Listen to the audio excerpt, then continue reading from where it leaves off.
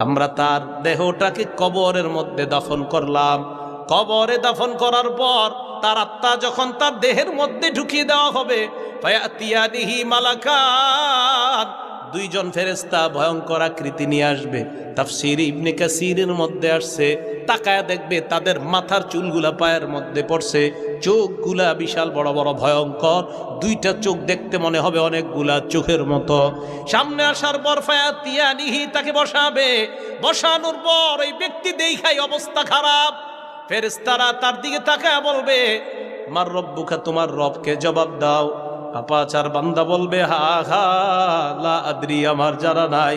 ওমা দীনুকা, তোমার ধর্ম কি, জবাব দাও। বলবে, হা হা লা আদরি, আমার জানা নাই। ওমান হাদার রাজুলুল্লাযী বুইসা ফীকুম, এই মানুষটাকে চেনো, জবাব দিবে, আমার জানা নাই।